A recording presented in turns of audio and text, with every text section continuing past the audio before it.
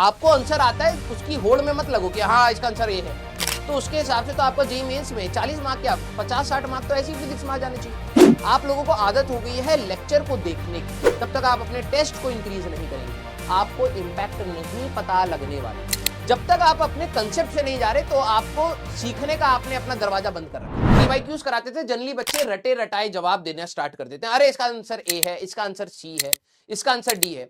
और क्लास में हमेशा मैं बोलता था कि यार कोशिश करो इस क्वेश्चन को सोचने के लिए।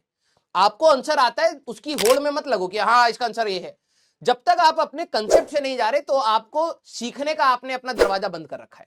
आप रटे रटाए जवाब दे रहे हैं, अब उसका इंपैक्ट आपके एग्जाम में निकल के आता है, क्योंकि सवाल कहीं ना कहीं उसी लेवल के जो पुराने आपके पीवाईक्यूज हैं उसी लेवल या उससे नीचे के इस बार सवाल थे।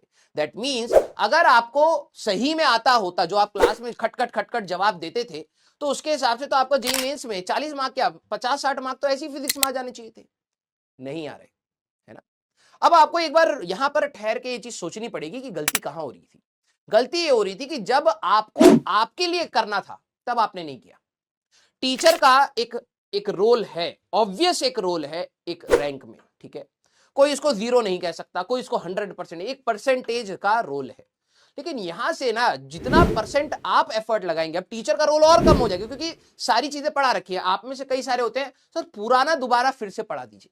आप लोगों को आदत हो गई है लेक्चर को देखने की, और उससे आपको लगता है कि उसी से सारी चीजें होंगी। जब तक आप अपनी प्रैक्टिस को वो इंक्रीज नहीं करेंगे, जब तक आप अपने टेस्ट को इंक्रीज नहीं करेंगे, आपको इंपैक्ट नहीं पता लगने वाला। आप हमेशा पीवाईक्यूज देख के कहेंगे अरे ये तो सारे पीवाईक्यूज के आंसर खट खट खट खट खट सर 20 सेकंड में तो पीवाईक्यू हो जाते हैं, मैंने तो ये पीवाईक्यू कर रखे हैं, सर कुछ नया करा दीजिए। नहीं भैया, जो चीज एग्जाम रेलिवेंट पॉइंट से है उसको आप ढंग से करेंगे तभी आपको सिलेक्शन मिलने वाला है।